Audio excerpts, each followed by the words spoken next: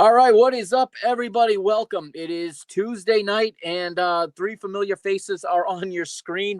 Hopefully, you guys can find us. Yeah. Fortunately, Nino is not with us. As you know, GolTV has gone out of business. We are going to miss Nino, and I already miss listening to Nino on the weekend. Yeah. Yeah. How'd you guys like this weekend? Before we get started, let me introduce the rest of the panel. You guys know me. I'm the Mr. Mike Agostinho. Mauricio is here with me, and so is Derek. All right, and the three of us are going to tackle this Portuguese league from here on out. We got to at least finish the season, I figure, guys, and then we'll see where we want to go from there. But it's funny. GolTV goes off the air, and we finally have a little shakeup in the league, and suddenly the foregone conclusion that I think we all kind of agreed on looks a little less. Or maybe not a little less likely, but it looks like maybe there'll be some more to play for, a little more that'll be up for grabs. How'd you guys enjoy our first weekend without GolTV? I miss GolTV. Yeah. No. Yeah. I mean, just to touch upon the Sporting game. We could talk about the Gil Vicente game and also talk about today's game. I think Sporting is in desperate need of some time off. Mm-hmm. They just there are way too many absences to deal with right now. With Gil Vicente, we already down some key players. We still put ourselves in a position to win, but it is sort of that red card was really damaging. Mm-hmm. And Gil kept on believing, and they ended up getting the tying goal. We're sort of also paying for what's happened over, I would say, like the last month or so, the Santa Clara games, though the controversy surrounding that. I think that it's conditioning how referees are now looking at Sporting games. Mm-hmm. Because you could have certainly called the foul that preceded the Gil Vicente goal. As there was an elbow thrown Allison's way, and also, I mean, the red card, you can certainly dispute that because it looked like they were just jostling for position. So Sporting's not going to get the benefit of the calls right now. Mm-hmm. I don't think that's going to happen anytime soon. It's really hard right now, especially with Jenny down there. Jenny's coming back. They lost today, I think, to Nigeria pretty bad. So Jenny's coming back, with Diamande being out, and on top of all the injuries. Then you had today where you had two more guys go down. So this is Sporting. I'm again, today I thought they played even better than they did against Gil Vicente. I thought that they they certainly could have won this game. They could have made it 2-0, and they're winning 1-0 in the 90th minute. Mm-hmm. But this is sort of one of those games where I'm like, you know what? It's not bad that we're out of this competition right now, because I just think this team needs time to heal.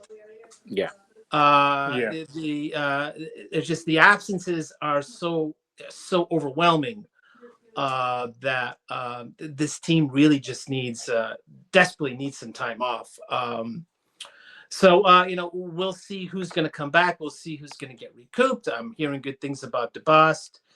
Danny Bagrança did make his first appearance for the B team over the weekend. So he is nearing a return. I think it was on the bench today. We got our first Windsor recruit.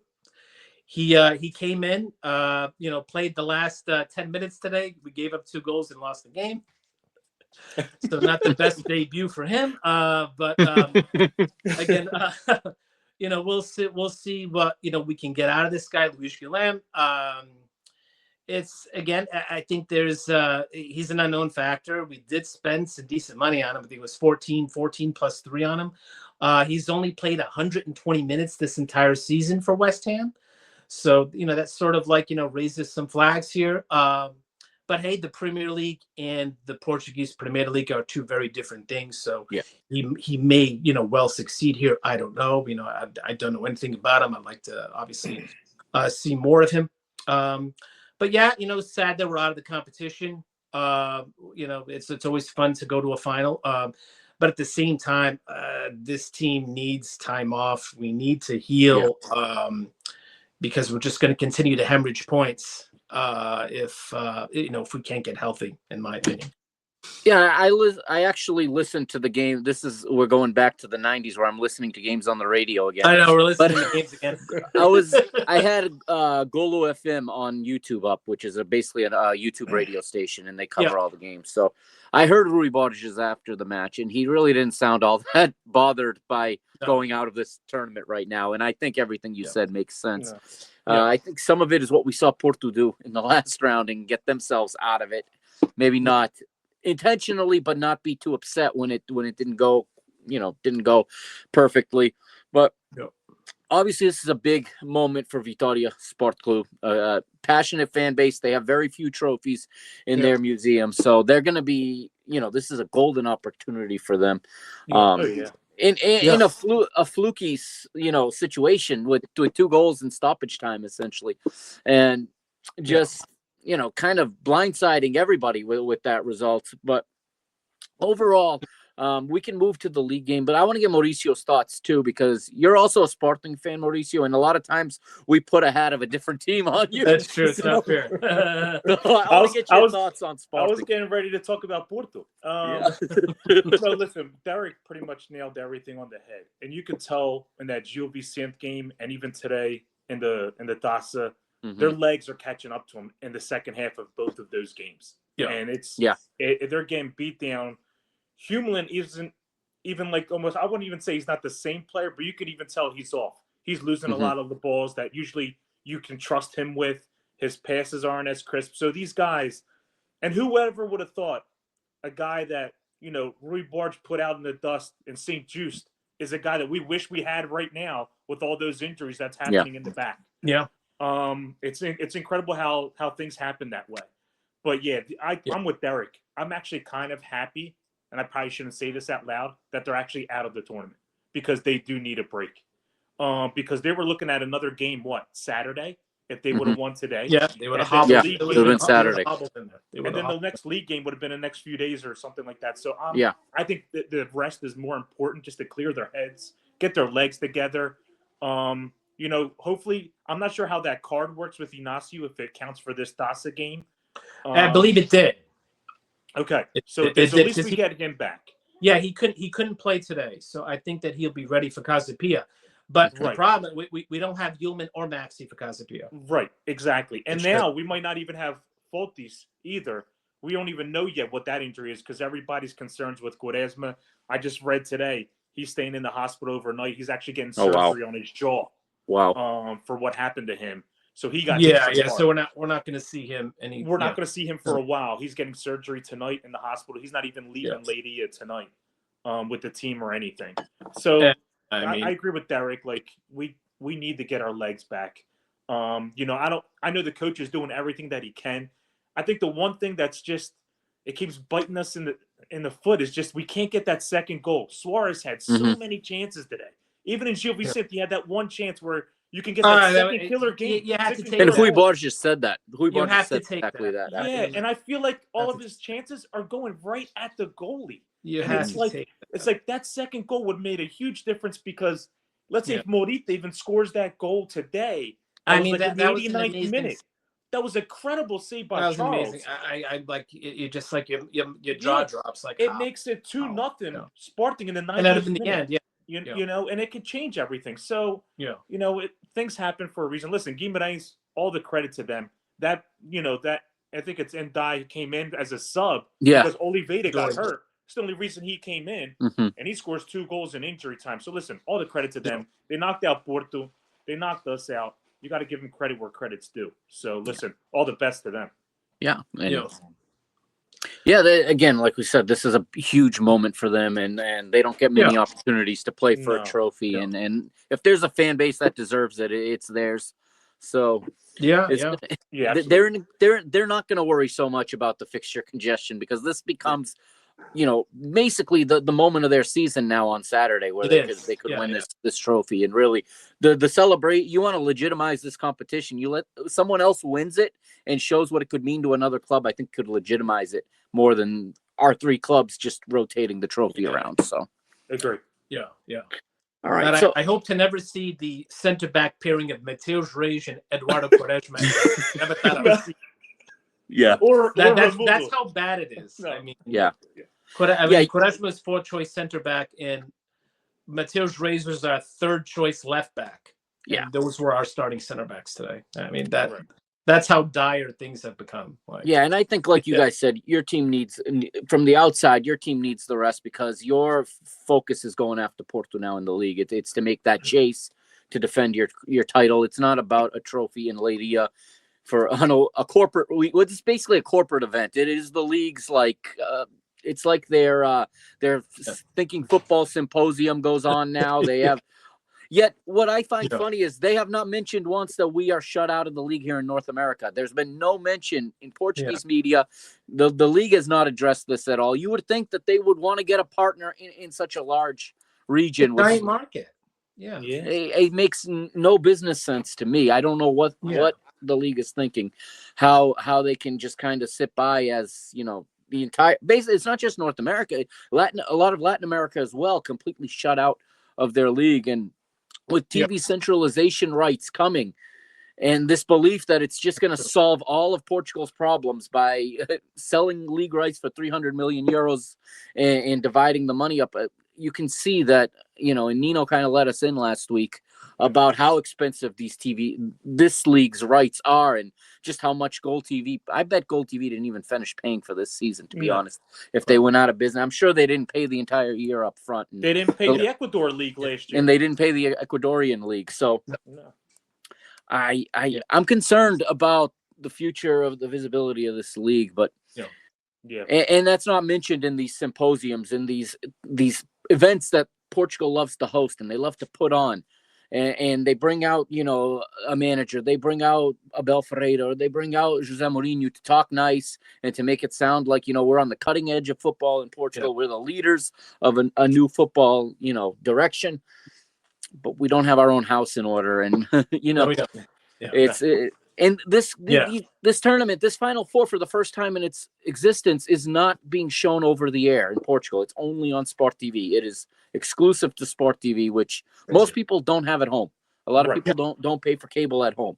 So much for breaking television rights with this tournament. It's a heavily criticized competition, and a lot of people, rightfully so, will say, what does this exist for? Because it's not what it was set out for anymore in the beginning. When this was supposed to be a competition to play your young players, to get them minutes. And I thought it was a great opportunity at first for some of the other clubs to fight for silverware. And now no one plays in it but the big teams. To make it even better, to make sure we get 4 top teams in the Final Four, we'll bring in second division promoted teams to play the quarterfinals rather than use the top 8 from the previous season. It's just the league always gravitates to the big 3. That's it. That is they are not able to think outside of that box at all. Maybe they're thinking about ticket sales. I don't know. Yeah, I know. With Braga's fans, from what I understand, have already communicated they're boycotting the match. At least the organized fans. But this isn't for them. This is for the league's corporate partners. The stadium's filled with sponsors and with influencers and all of the people the league likes to rub shoulders with. But let's go to the weekend's match for Sporting now against Gil Vicente a little bit more. Aside from the health problems, what's not quite connecting for you guys right now? What do you guys think is the difference in the last 10 days or so, other than fatigue? Is there something that, despite fatigue, you think Rui Borges can do that can maybe give a little spark? Derek, the only thing, my concern is just defensively. I just feel like they're giving up a lot, especially in the second half of games. It's like a struggle to get a clean sheet. You're not seeing that now with your team, Mikey. Now Mourinho put his hands after a few games. Defensively, they're sound. Yeah. You would think with Rui Borges, knowing that you're down so many wingers, with Jenny being in a tournament away, Ganda's going to be gone till March, Porter's out. You have Trincão pretty much carrying everybody in that midfield and that attack with Suarez. You would think defensively he would be a little bit more on the team to help, with the attack, maybe with a counterattack and things like that. That's what I was hoping to see a little bit more. But what do you think, Derek? I do think it does have a lot to do with the personnel. I think, when it comes to defense, the way I've always looked at, a solid defense, it's the consistency of the players. It's because, a player like a center back working with another center back, they know each other's movements. They work as almost like a symphony. So I think the personnel is important when it comes to forming a solid defense. You want basically the same cast of characters in there, week in and week out. Obviously with some variation. But now what happened was Maxi was sort of a mainstay back there. As a left back, we lose Potts, we lose Jenny to Khan, so that forces Rui Borges to play Maxi as a winger. So we sort of lose that that consistent left back that we've had all season long. Losing, of course, Diomande, who is our pillar.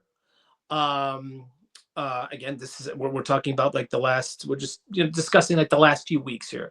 He's he's our pillar. Whatever Otamendi is to Benfica, or what Bednarik is to Porto.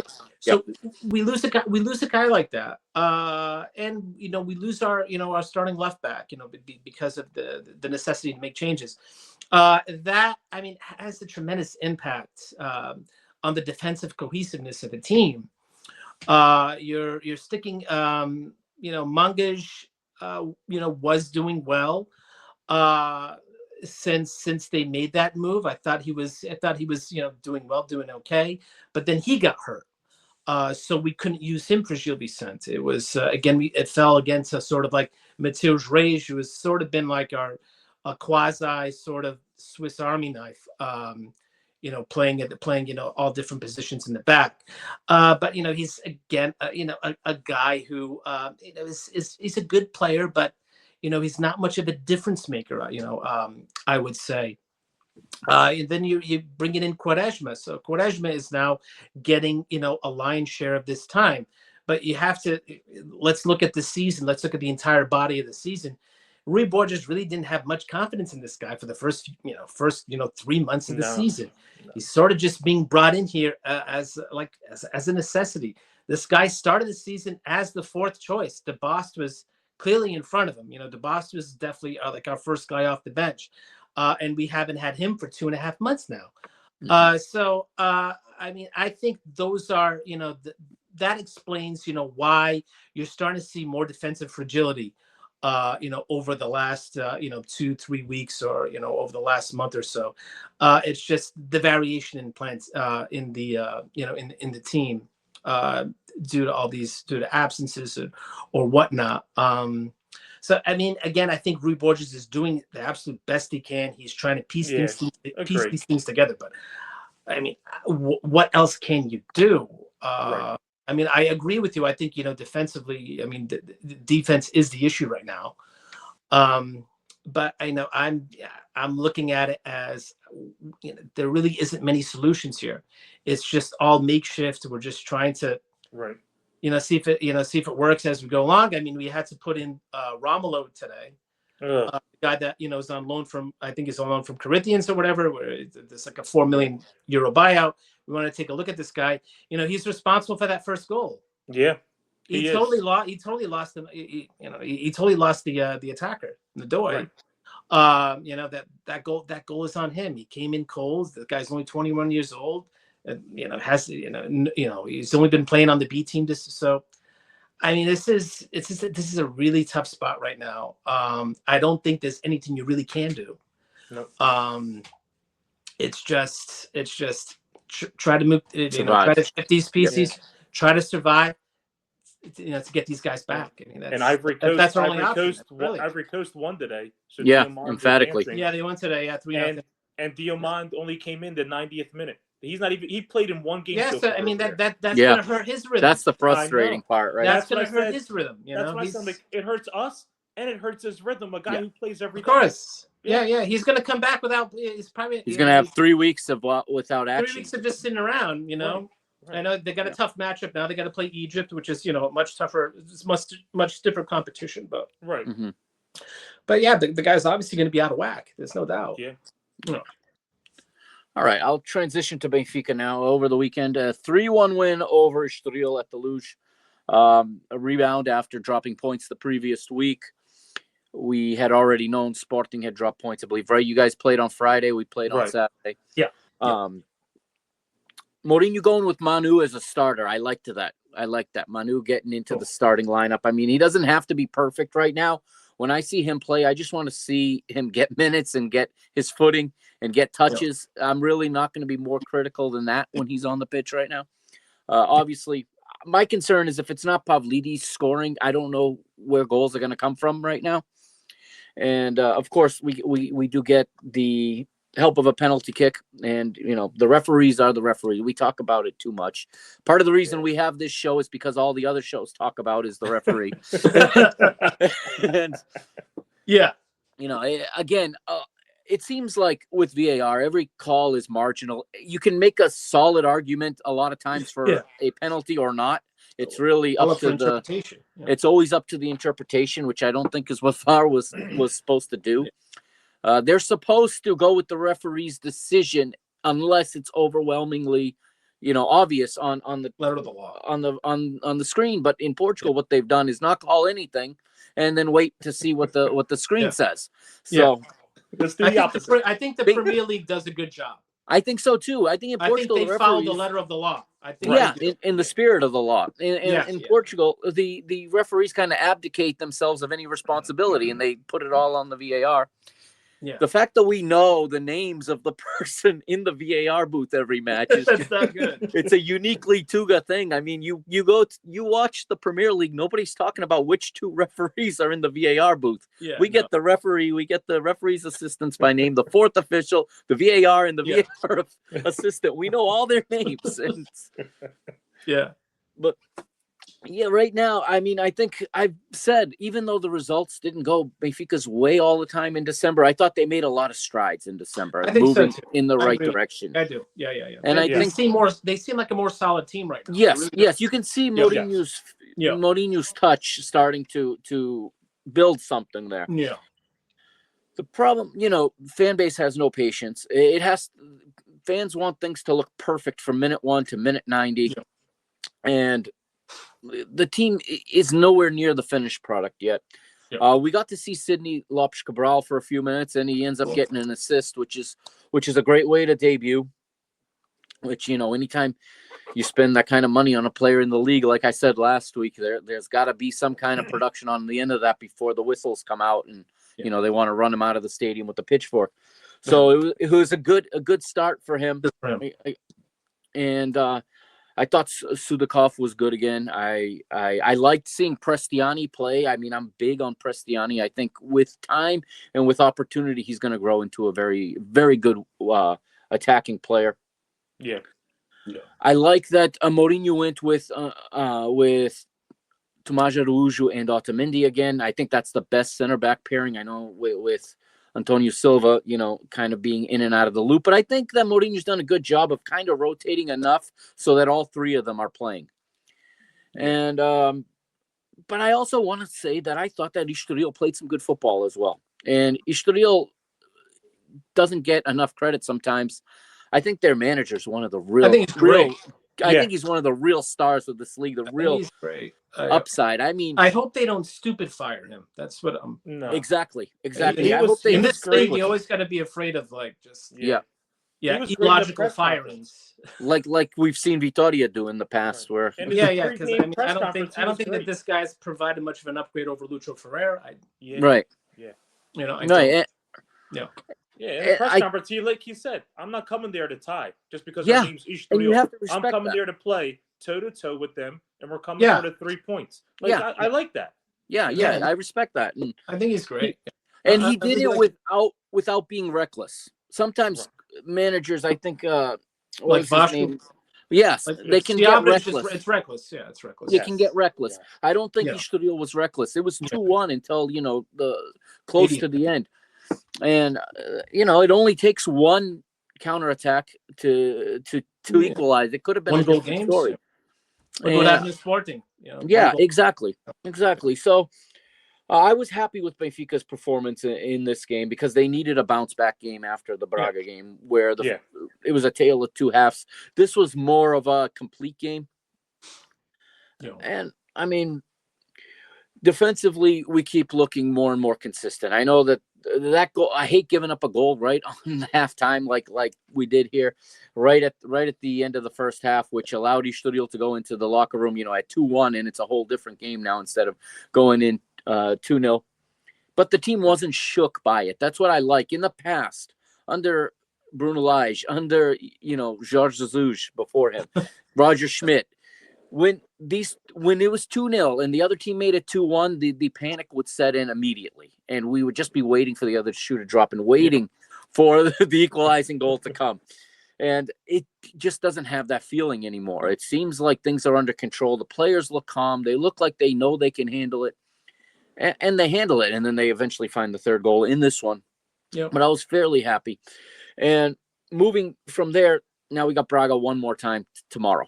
And everything I said about Vitória is true for Braga as well, about this being a real opportunity for them to play for a trophy. And can you imagine a Minho derby in the final of the Cup? That would be cool to see. It would be cool. For a neutral, could it get any better than that? I don't think so. I think that's for a neutral. That's quite a experience, quite an opportunity to see it. But from Benfica's perspective, this competition becomes very important because 10 points back in third place, hoping for second right now, hoping to fight for second. Yeah. Champions League football next year doesn't look too promising. There needs to be some kind of silverware to smooth it over. And, the Super Cup was months ago, and I never put much stock in the Super Cup, to be honest with you guys, because it's the first official game of the season. The teams earned their place there for the previous season. Right. It's sometimes not even anywhere remotely close to the same players. There's all kinds of turnover. I feel like it's the last game of the preseason. It really is. The first game it, of the season. It's the it last feels game. like the last game of the preseason. Yeah. That's what it feels like. Yeah. It does, because if I remember right, I think Bruno Lage still ran one of the kids out for Benfica in that game as a starter, and he hasn't played in the league all season. I can't remember which one it was. I think it was João Veloso. He started that match, and then we've seen almost none of him in the league. So that tells you right there that he's not putting his best 11 out for the Super Cup. I think this is a lot more like the Spanish or the Italian Super Cup, where they do that Final Four format. They take it abroad, but of course nobody bought this abroad, which was what Pedro Proença had originally had in mind, was to go. Yeah. I don't know where. Yeah. I don't know where he thought that a Portuguese League Cup Final Four was going to be an attraction abroad, unless it's in Paris unless it's in a cold weather, in a cold weather place. Right. That's where all the Portuguese seem to migrate to. And unfortunately, I think Braga is going to be tough again. I think, although we ran into this fixture last year at this stage, and we had just played them recently, just like this year. It's almost deja vu, and then Benfica had blew them away. Really had a bit of a surprising performance that day. It was a big game from Andreas Sheldrup, who is dying for a big game right now. I don't know what Mourinho's going to roll out as a lineup tomorrow. I don't know if he's going with the backup keeper. I don't know if he's going to insert some kids. If he's thinking about Porto next Wednesday in the Portuguese Cup. I was just going to ask you that about the team because of Porto coming up and everything. Yeah. Benfica being where they are in the table, there's no thought of not advancing. Like, Benfica have to go to win this competition now, especially now with Porto and Sporting both eliminated. Benfica have to go for it. But I think in a perfect world, Mourinho would not mind sitting out this weekend and going full strength into the Dragão next week, because Porto's going there. They've been on a mini vacation since the weekend, so they're going to be fresh. Yeah. I am really curious to see what he does with the center back pairing. I just said I liked Otamendi with Tomás Araújo.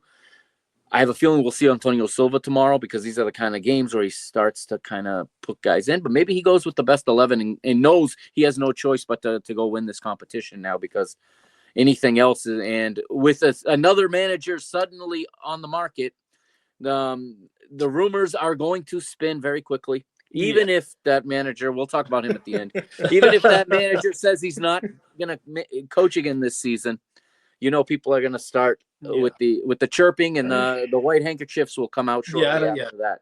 So now the pressure is really on for Jose Mourinho. So I hope he puts the best 11. I mean, where Benfica is right now, each match is the most important match because you have to improve. But the opportunity to win a trophy, I think, has to be taken. And then go to the Dragon with whatever we've got, I think, at that point. I mean, Mourinho's good in cup matches typically. His career, he's been a much better cup manager than he's been a league manager. True, absolutely. So I trust him to manage the squad through these next 2, potentially 3 matches. When's the last time you won the league? I think Real Madrid, probably, right? Did he win it in the second run at Chelsea? He might have. I think he did. I think he got 1, right, in that second I think he got 1. Because with Man U, he finished second. Yes, which he continues to remind everyone is his big. He believes it's accomplishment. And the more time passes, the more that statement rings true. Yeah, it is. Yeah. He didn't just come in second. He won the Community Shield, the Europa League, and the FA Cup or the League Cup. The League Cup. The League Cup. He won the minor treble of the 3 minor trophies. But that's the last silverware that United have seen aside for one FA Cup that was Ten Hag. We'll that get to Ten Hag managed to get. We'll get to that. But yeah, spoiler alert, there'll be some Man United talk at the end. But so I think Benfica go in tomorrow with every intention of going for the victory, but he may give some players a chance to show themselves again, and maybe Sheldrup is one of those guys because he has the history in this competition. And we'll see what what the intensity looks like, what Braga comes out and decides to do as well, because coming off a tie with they're coming off a draw. Well, I guess blowing a 3-1 lead. Yep. We can go to them. Let's talk about them for a bit. Yeah. Did either of you guys get to see them? I didn't get to see them live. No. I saw highlights. Okay, because one thing about them is that is kind of infuriating because I almost want them to take that next step and make this a big 4. And they play great against the big teams. And then they can't close it out against these medium to smaller size teams. Yeah. Where do you guys see Braga right now? I mean, the thing is, they're like a wave. You think at first they're getting their legs with that run they had in Europe and everything. Yeah. And then they went almost a month without winning a game in the league when we started off in the beginning and stuff like that. And it's almost like now you have that game against Benfica. You thought they played it. They had a very good first half. The first half, they were tremendous. Yeah. Yeah, they're tremendous. I mean, for large swaths, they outplayed both. They outplayed all three. Yeah. Porto, Sporting, and Benfica. And if you look at those 3 games, they outplayed all 3 of us for large swaths of those games. Yeah. So you're looking at that and you're like, wow, these guys are for real. Right. But I mean, they got 27 points. Right. And like Derek said, they were winning 3-1. And I know the games at Estoril and Vitória, I get it, whatever. But it's 3-1. You can't let a team score 2 unanswered goals on you up by that much. It was uncharacteristic by them. Mm-hmm. It just almost feels like were they looking ahead to the Dasa game with Benfica again? Were they looking ahead? And could be. Hey, let's try to not go too hard or this and that. I almost feel like was that a little bit in there because they're building that up too. Because now coming off that tie with you, they're like, this is our chance to get a trophy. Yeah, if we take them, exactly. We'll go have that Nino derby. We'll try to go against Gimenez and try to get. So I don't know if that played a role as well in their head too. But I don't know what team they're going to roll out. This coach likes to switch a lot of the lineups a lot of the time. I know he keeps the same formation, but he does rotate the team a lot. So just like with Benfica, like you said, Mikey, I don't know what Vicente is going to throw out there. Yeah, I don't. Yeah. And I think they have a good, solid foundation to build something. They just have to take that next step. And I think we've been waiting for a few seasons for them to take that next step. Yeah, no, I know. I mean, I'm thinking back to the season where they had Artur Jorge. They finished with 78 points. It was sort of like the inverse there, where they were winning the games they should win. Mm-hmm. And in the big games, I remember that year they went to the Alvalade and lost 5-0. They were not showing up to those big games. Yeah. So this is just it's just a very strange team there. I think it's sort of like the Braga that we see now. Sort of started that season with Domingos Paciência, where they went to the final of the Europa League, where they took Benfica out in the semifinal. Yeah. And they finished 3 points behind Benfica for the title. Yeah. So it's sort of like those are 2 different seasons. Oh, those are 2 different seasons. Yeah. Yeah. Okay. Yeah, those are 2 different seasons. So they maintained that level for a while. Yeah. So it's sort of like that was like they announced themselves as, yes, we are like the 4th big team, and on occasions they have looked like part of a big 4. They've had Champions League seasons, a couple of them. They've had some big wins. I remember they took out in that Europa League run. They took Liverpool out. Yeah. So it's there. We can see it. It's just like you said. It's just, what is it going to take that next step? Right. What is it going to take? They're in the top 8 right now in the Europa League. They're in the top 8. Right. Yeah, because I think this league needs a 4th big team. They need a 5th big team. And a 5th, Yeah, they do. I think that, leagues that are comparable to us, like the Dutch league, you do see that. Yeah. Sometimes you do see a 4th, 5th place team, make a run. You really just, we need something like that. Right. We desperately need something like that, because it's this, like right now. I mean, we just completed the first half of the season. It's already pretty much in stone that Porto, Benfica, and Sporting are going to take the top 3 spots. I mean, Yeah. They're so far away from. Yeah, there's no way that Braga's already like double-digit points behind. They're not going to make that up. Right. So here we are. We're in January, and that's already done. You don't. Sporting, the worst you can finish is 3rd place. And Yeah. It's the league needs it. There needs to be more competitiveness. That especially with the 2 menu clubs, because they have the infrastructure. Absolutely. To compete. They have the setup. They have the fan base. I think we said it before. They're really the only teams outside of the big 3 that can realistically go to a European competition and actually go for it. Yeah. Whereas that everybody else, it seems to just derail them, and they end up relegated a season or 2 later. Those 2 clubs can handle it. They have the players. They have the means. They have the support. That now they just gotta. I think they really gotta keep players long enough. I hope a team like Famalicão. Yes, they need to do what Famalicão's doing. A team like Famalicão keeps taking that step. Like they keep getting the right players. Yeah, they sell the right guys. They keep the right ones, and they keep always being top 7. So you hope they can get to that 5th and compete with those 2 guys and say, hey, you know what? You're not the top 4 or 5. Now we're here. You hope they get like that. So. Yeah. And that's how Portugal gets out of this problem of losing European spots is having 5 teams earn the points instead of 4. I mean, because when 4 teams are earning the points and you're dividing it by 5, that Yeah, because you can't send a Santa Clara to a European. No, you can't. I mean, they earned it, but you saw what happened. You can't send these there. Man. They don't have the stability to take the team from one season to the next to be ready to play those kind of matches right at the beginning. Yeah, yeah. You need a bona fide threat. I mean, like the Dutch, they'll send AZ Alkmaar. They're not an easy out.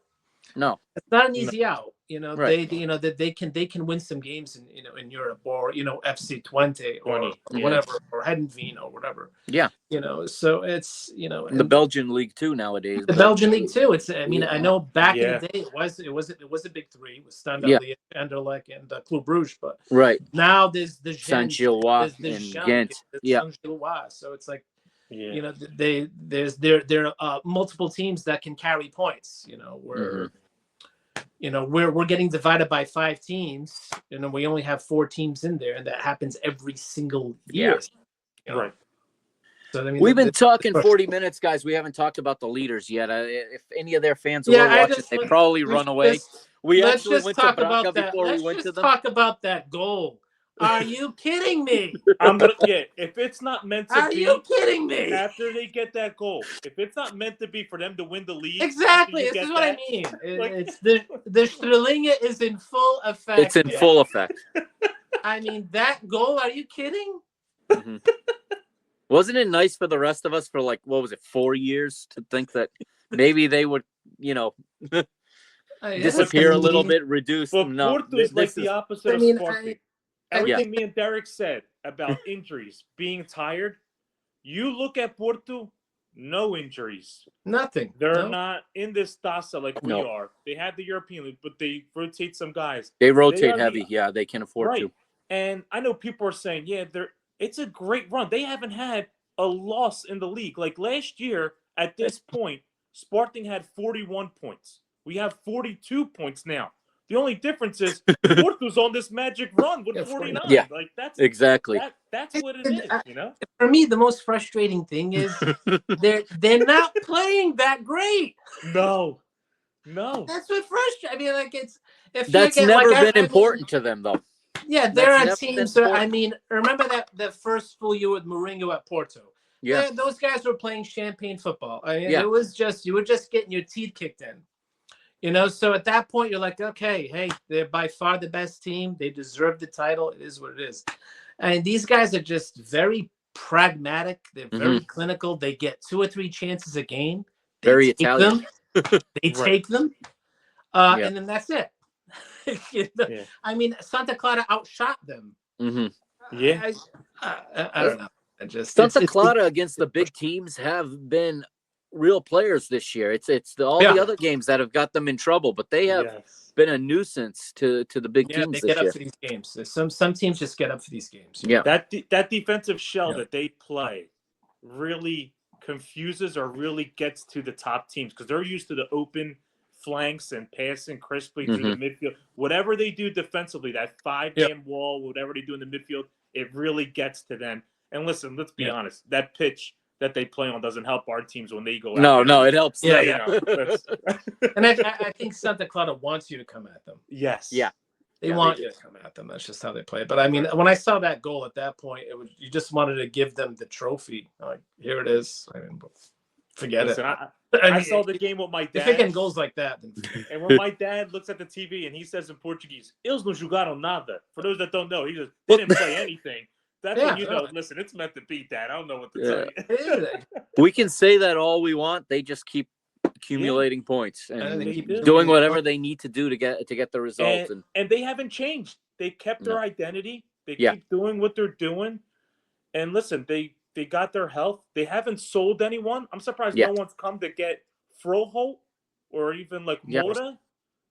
He's almost, if you notice, I know Nino was going crazy about it, but Farioli has almost taken Moura off of the market, like off of the shop window.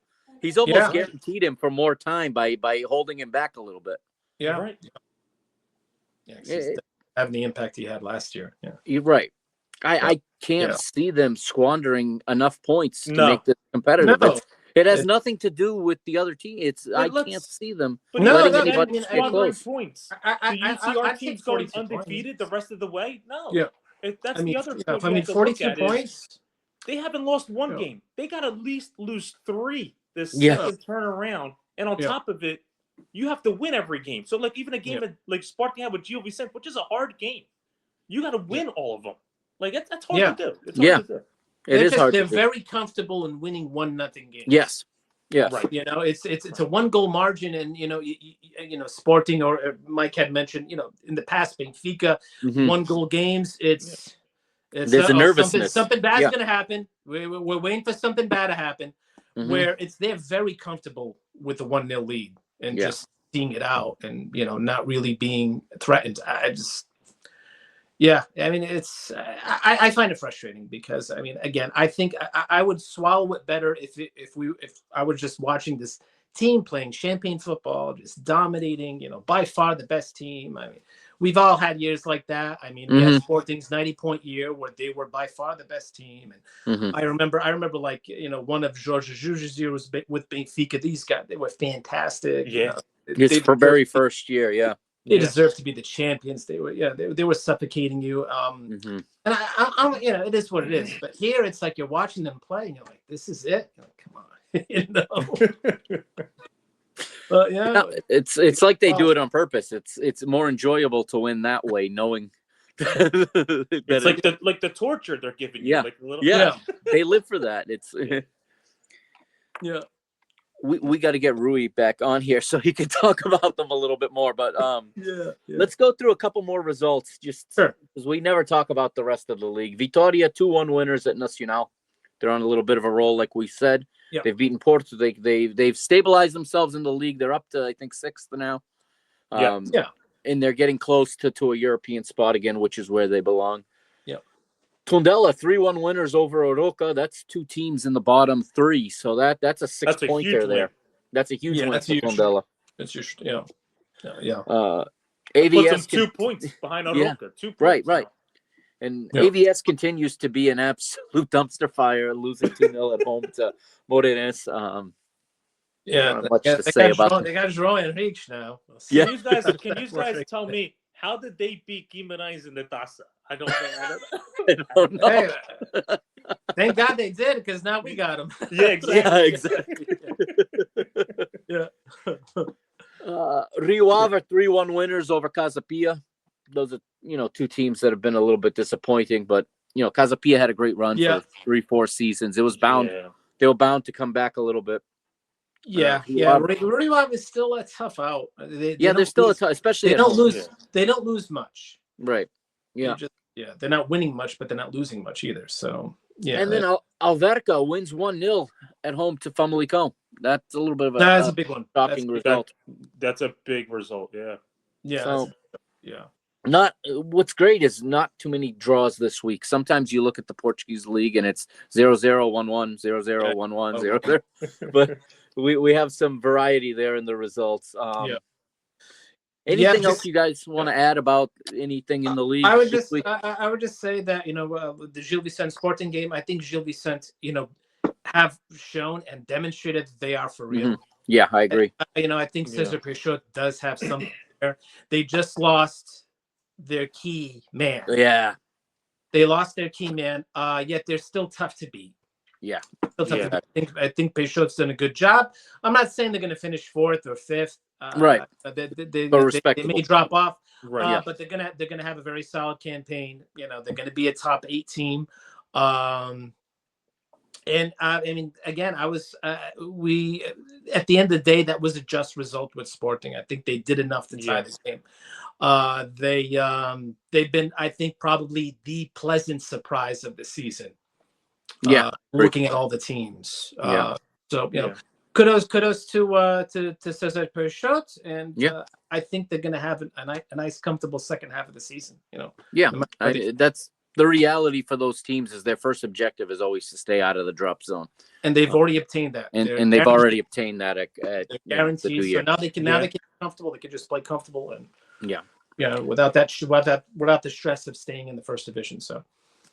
All right, let's do some Portuguese adjacent content here. All right, because we kind of teased it, but it came out I think yesterday. Ruben Amorim out at Manchester United. I'm very disappointed about it, to be honest with you. I really, really wanted him to succeed in this role. I think I don't know what you guys think, but can anybody succeed at Manchester United? I don't see a way forward. This is my thing, is that if they're going to go after a big guy in the summer, they're not going to get a guy now. But the next guy that goes in is probably going to have to bring in their own director. Almost like Amorim would go somewhere else and be like, I'm bringing Hugo Viana with me. Right. They're talking about the Tuchel and Pochettino, because after the World Cup, both their contracts are up. And for them to go there, they're going to want their own guys. And I think Ruben got fired because of the rant that he did. I don't think it's because of the results. I think you're right. It was the rant. And I think he could have stayed. And I think if he was more diplomatic. He was more diplomatic with Wilcox and the. He was like, listen, either you back me or don't. And I think he did it on purpose, because he found out, you don't want me to play my system. You want me to go to a back 4, because they were making a big deal about it.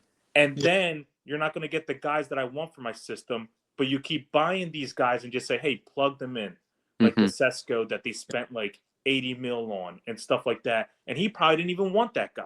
Yeah. But I feel like Man U's just, it's a dumpster fire, dude. It's terrible. What's going on? Yeah, yeah. So there's no structure. There's no identity. Yeah. I mean, I really wanted Ruben to succeed here, and I thought that he was the guy. If someone that could do it, it was him. Because I really do think Ruben already made one miracle happen. You know, and I was hoping that he would be able to pull it off again in England.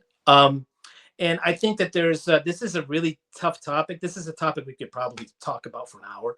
Because I do think there are a lot of reasons here why this didn't work. Partially it's his fault. I'm not saying that. He's not without fault. It's factors. Partially it was Sporting too, because Sporting sort of deified him.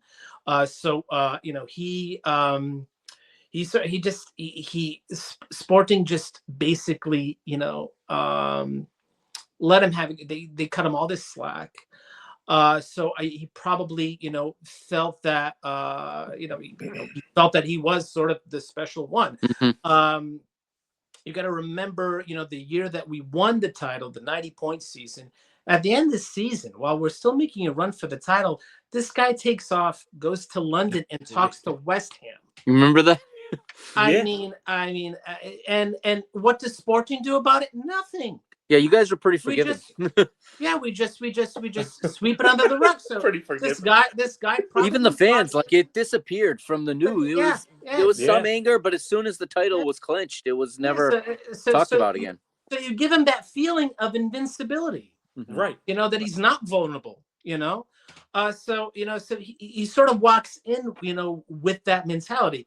But I mean, first, I really do think that the top reason why this didn't work out is as soon as he signed that contract, as soon as he became the coach manager of Manchester United, they were just people just gathering around and really wanting it to fail. I just think that I think he dealt a lot with of people against this guy from day one. Yeah, right. That didn't want this to work, basically. So there was just a lot of external criticism, mainly from the pundits out there and the ex-United players. Yes, United players, and we can just go up and down. So many of them in the media. Neville was nasty. Yeah, Scholes was nasty. Scholes was nasty. Yeah. Scholes was nasty. He still is. Roy Keane was nasty. Yep. Yeah. All these. I just think, and it was pretty much right from the get-go. There was just this resistance, to Ruben. I really never thought that they gave him a chance. They never really thought he was going to be able to do it. And I think that was the primary reason for this demise, man. That just. Right. Well, Derek, Mikey, let me ask you guys this: do you think he messed up leaving halfway through the season and not going at the end of the season and starting fresh? I feel like I was going to ask you guys that, but I think there's something to that. Yeah. That's one of the worst times to walk in, especially when you're at a job where everything's going well, like it was at Sporting. It was smooth sailing. He had built something. He built a machine that worked. All he had to do was supervise, and just make little tweaks here and there. But the machine was working. To go into what was and still is Manchester United in the middle of the season with whatever place they were in, I don't remember anymore. It was pretty far down the table. Yeah. And to take that on, it's the same kind of situation that happens with our clubs when we sack a manager and somebody comes in. The difference is you're doing it in the Premier League.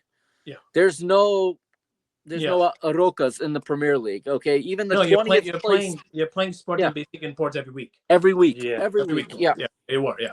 Even the relegated clubs in the Premier League would probably qualify for Europe in almost any other league in Europe.